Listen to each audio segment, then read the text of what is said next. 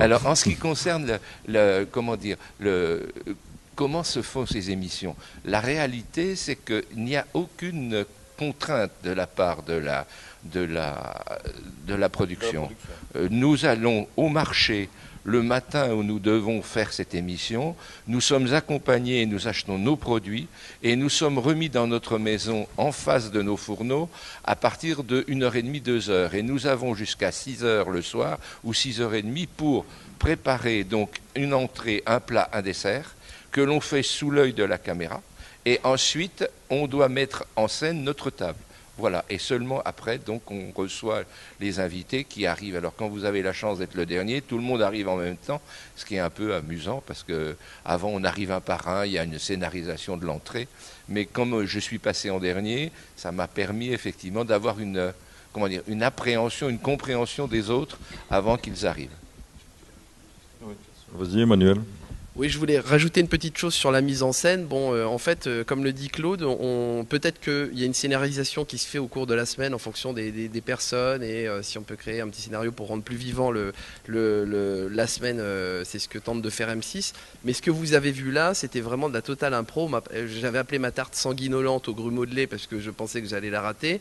Mais l'histoire du sang qui coule et tout ça, c'est arrivé vraiment par hasard et c'est plutôt ce côté créatif parce que j'ai d'autres talents que la cuisine qui s'est improvisé comme ça, mais on n'a pas guidé dans le scénario, ni Claude, ni personne. Et ça, c'est assez intéressant, quoi. Donc voilà, on nous laisse quand même nous exprimer assez librement.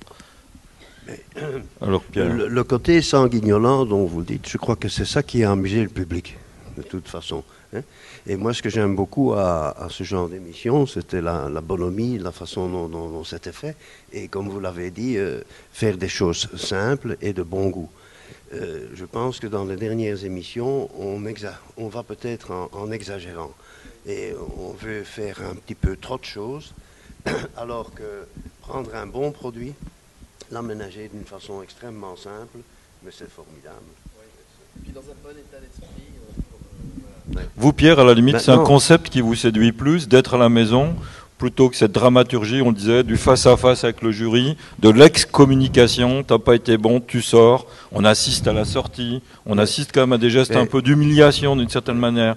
On est évacué sous le regard des autres, souvent en position de surplomb, ils sont sur une mezzanine, donc vous êtes en bas, donc on comprend toute cette mise en scène de l'ex-communication, de l'évacuation. Mais ici, c'est d'une façon réalisée d'une façon beaucoup plus simpliste.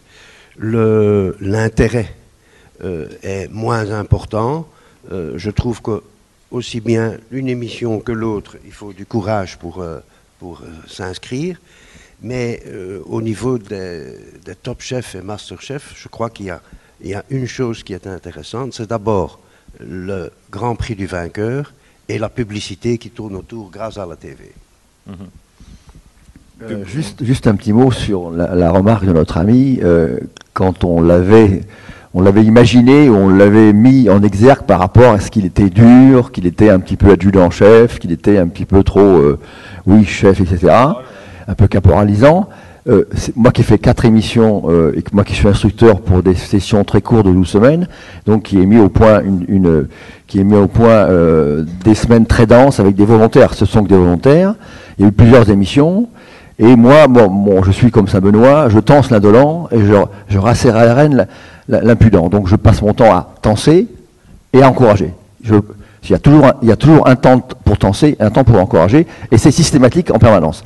Mais tous les moments où je tensais sont passés, et les moments où je rassurais sont pas passés. Au montage, il voulait le visage de la jeune femme ou du gars qui pâlit pas, mais il voulait voir de la pression, il voulait voir le côté commando, il voulait pas voir le côté humain, le côté de quelqu'un qui travaille sur l'humain pour épanouir. Il ne voyait que le côté dur. Donc ça, c'est la télé aussi, il faut savoir, c'est le jeu, parce qu'il y a un ciseau, il y a un ciseau, et c'est le ciseau qui décide. Oui, c'est-à-dire que si on n'est pas même dans la logique de performance, on est au moins, Jean-Yves, dans la logique de l'épreuve, dans tous les sens du terme. Dramatiser le côté dur, le côté... Oui, après, les cartes ont été données au départ. Moi, il était hors de question dans mon rôle de professeur. J'étais quand même professeur d'éducation nationale à l'époque, comme je suis aujourd'hui chef des travaux. Mais je voulais surtout pas donner une image fausse. Voilà, c'est ça en fin de compte. Moi, ce qui m'importait, je pense que certains collègues qui sont dans la salle pourront peut-être m'interpeller. Peut-être, j'espère qu'ils se sont retrouvés dans la façon dont j'ai dispensé mes savoirs avec ces jeunes. Et je pense qu'aujourd'hui, on sait tous que quand on reçoit des jeunes qui arrivent, qui n'ont souvent aujourd'hui de moins en moins de savoir-être, parce qu'on en a parlé du savoir-être, on en a encore parlé ce matin avec notre inspecteur général, et c'est clair que si on n'est pas, entre guillemets, sans être un adjudant-chef, il ne faut pas non plus pousser le bouchon trop loin, mais obligatoirement, il faut de la rigueur. C'est un métier où il faut de la rigueur. Donc, si nous, on accepte certaines choses au départ, on ne peut plus avancer. Et c'est vrai que les caméras d'M6, que ce soit les caméras d'M6 ou les caméras de TF1, obligatoirement, ils aiment montrer... tout ce qui va dans les teasers. Les teasers, c'est la pub pour le accrocher. Voilà, pour accrocher. Quand je vois les teasers qu'ils ont passés sur ma personne, quand j'ai vu ça, j'ai envie de me cacher dans un trou de souris, parce que c'est vrai que je ne suis pas que comme ça. Je peux être très sévère, mais j'essaye d'être juste, et je suis d'accord avec toi, Gérard. À un moment donné, il faut aussi montrer la justesse du formateur. Le formateur, aujourd'hui, il doit gérer les savoir-faire et les savoir-être. On ne peut plus travailler autrement. Et aujourd'hui, dans les entreprises, on l'a dit encore ce matin, les jeunes qui arrivent à s'intégrer, c'est des jeunes qui ont été bien formés au niveau des savoir-être avant des savoir-faire. Parce qu'aujourd'hui, le professionnel, il est, je veux dire, généreux. Et il sait bien qu'un jeune qui sort de l'école, il est encore en apprentissage, c'est une évidence. Par contre, s'il n'a pas de savoir-être, Là, on pardonne rien. Et pour en revenir au fait maison, tout à l'heure, par exemple, sur le chef la recette, donc on avait fait avec Cyril, on allait au marché, ça c'était important, on avait mis un point d'honneur, parce qu'au départ, la production nous avait interdit de le faire, ça. Parce que c'était pas assez, justement, crunch, entre guillemets. Et le fait qu'on n'a rien lâché avec Cyril, on a dit, de toute façon, on ne fera pas l'émission si on ne va pas au marché et on ne va pas voir des producteurs. Et ça, c'était important. Alors après, il y a l'image de Cyril qui arrive avec la Mini dans le champ de Potiron qui fait un dérapage. Bon, ça, c'est la frime, bien sûr. Mais au départ, il y a quand même la relation. Moi, j'ai fait beaucoup. Et moi, avec mon école de cuisine, j'ai aussi une école de cuisine à un moment donné. Et j'allais, quand je faisais mes cours de cuisine, donc pour parler du savoir-être, on allait à Rungis. J'ai la chance j'avais mon école de cuisine à côté du mine de Rungis. On allait faire les achats avec mes clients, et ensuite on cuisinait. Donc il y avait ces notions de faire maison, quoi. Et on peut pas omettre ça. Franck, on le sent dans les études, par exemple, ce retour au marché, le besoin d'aller acheter, le rapport de proximité avec le producteur, les circuits courts, l'authenticité du produit.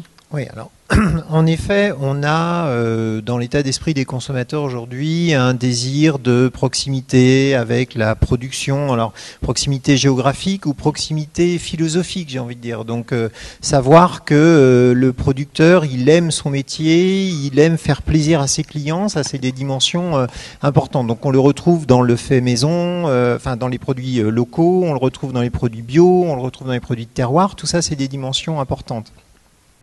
Après, il y a toutefois le problème de qu'est-ce qu'on met derrière. Et il ne faut pas mentir aux consommateurs, un produit industriel, c'est pas un produit de terroir au sens traditionnel du terme. Et ça, c'est vraiment une dimension importante où la limite parfois est un peu, vous dites la télé fait de l'émission sensationnelle et donc du coup, est-ce que ça sert vraiment l'intérêt pour le fait maison? On peut dire un peu la même chose de l'industrie agroalimentaire quand elle fait du produit traditionnel. Est-ce qu'elle va pas trop loin? Est-ce que la crise de confiance qu'on a avec entre les consommateurs et l'industrie ne vient pas de ce fait-là. Sur le marché, il y a un retour vers le marché quand il existe des marchés. Parce que le gros problème, c'est qu'en ville, vous avez des marchés, en milieu rural, il n'y en a plus. Il n'y a plus assez de gens qui vont au marché pour que les marchés puissent tenir. Et donc du coup, là, il y a un vrai souci aussi du consommateur de savoir qu'est-ce qu'il veut. Il n'y a pas de bonne ou de mauvaise réponse, mais s'il veut du fait maison avec cette partie directement d'approvisionnement, eh bien en effet, il faut qu'il aille aussi au marché soutenir des artisans locaux et puis des gens qui vont s'approvisionner justement aux mines.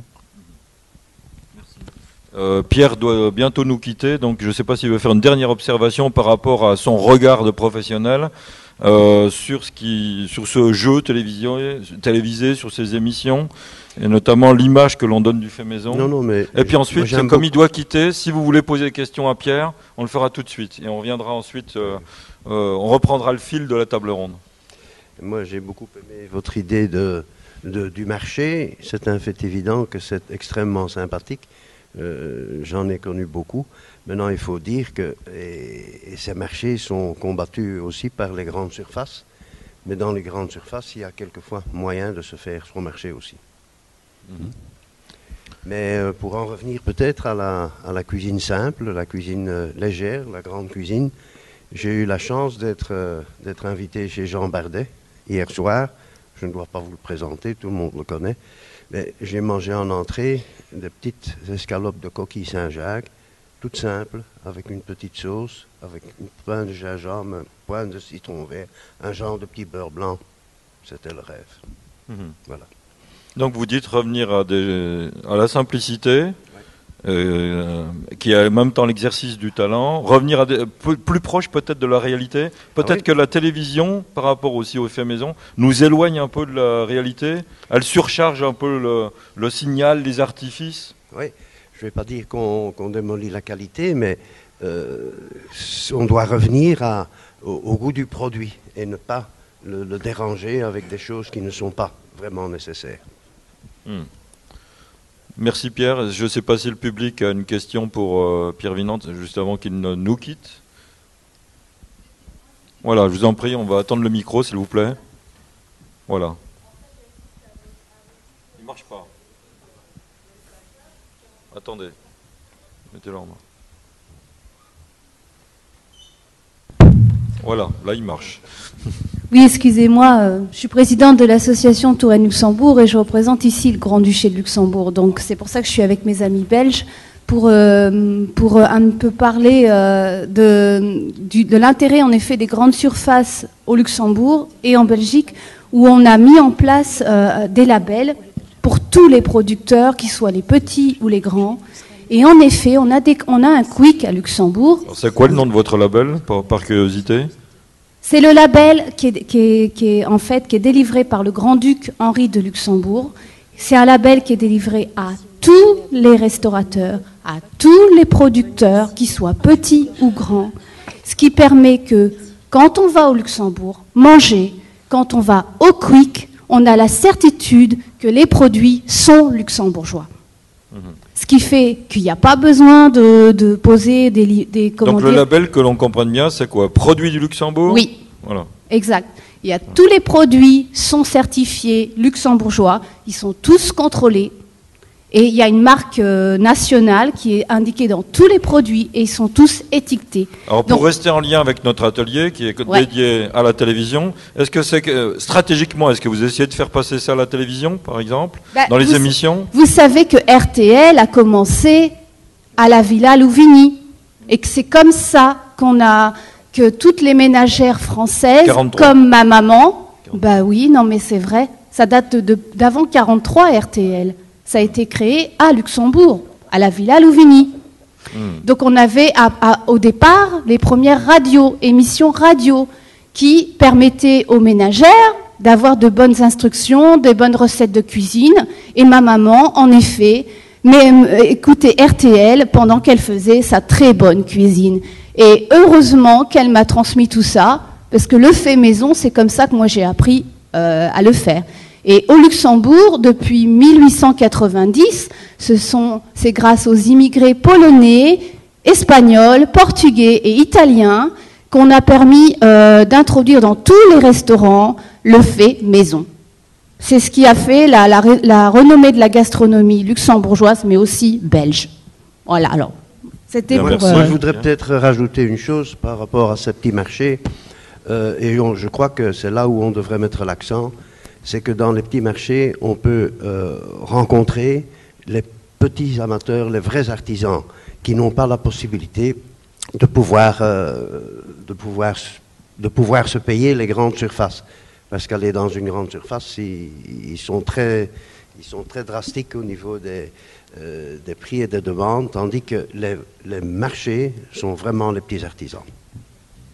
Oui, Franck.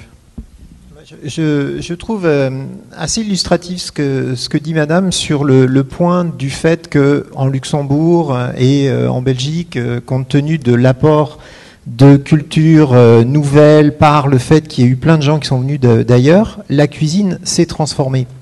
Ce que la télé pourrait peut-être amener, c'est justement des nouvelles pratiques, des nouvelles cultures, une vision aussi internationale de cette cuisine, parce que ce qui enrichit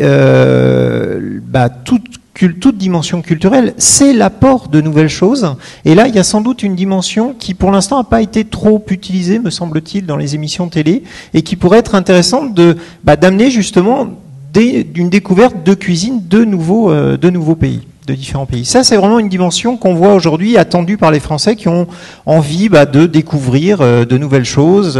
Ça, ce sont des points importants. Merci. On va libérer Pierre, le remercier très sincèrement pour sa présence, sa participation, pour tout ce qu'il est, pour tout ce qu'il représente, tout auréolé qu'il est aujourd'hui de ce nouveau titre de docteur honoris causa, qui est aussi une fierté, il faut le dire, pour nous, Pierre, et pour toute la communauté universitaire, académique, qui récompense et qui salue votre talent. Donc je voudrais qu'on vous applaudisse et qu'on vous remercie. Je m'excuse de vous quitter si rapidement, mais je dois rentrer sur Bruxelles, je dois opérer un grand banquet ce soir de 250 couverts. Et j'aurais bien voulu rester avec 100% fait maison, hein, on est bien d'accord. Voilà, très bien. Merci à vous, Pierre. En tout cas, et à tous, bon appétit. Merci Pierre, au revoir.